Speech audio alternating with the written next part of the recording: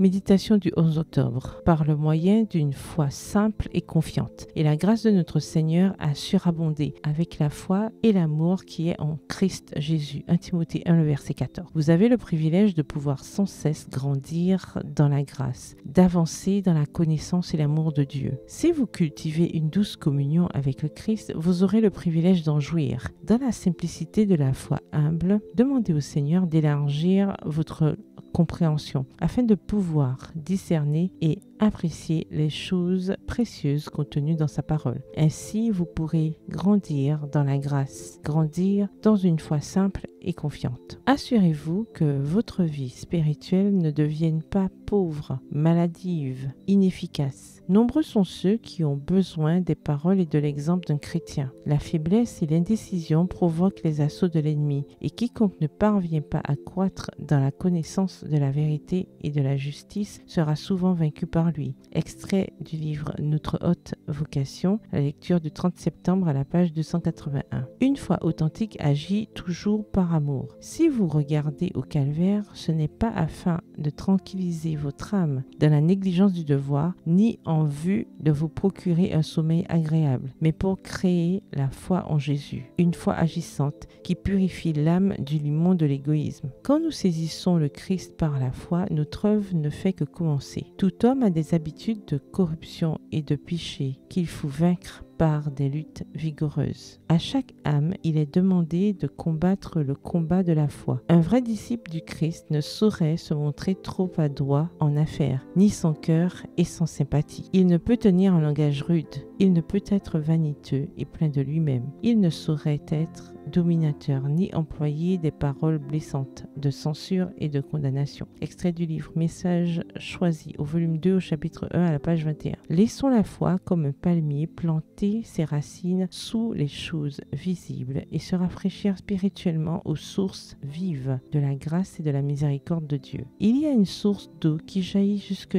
dans la vie éternelle. Tirons notre vie de cette source cachée. Si nous nous débarrassons de notre égoïsme et fortifions notre âme par une communion constante avec Dieu, nous pourrons agir pour le bonheur de tous ceux que nous côtoyons. Nous remarquerons les négligés, informerons les ignorants, encouragerons les opprimés et les découragés et, dans la mesure du possible, soulagerons les souffrances. Et non seulement nous montrerons le chemin qui mène au ciel, mais nous le suivrons nous-mêmes. Extrait du livre Testimonies for the Church, témoignages pour l'Église au volume 4 au chapitre 56 à la page 567. Bonne soirée, que l'Éternel vous bénisse.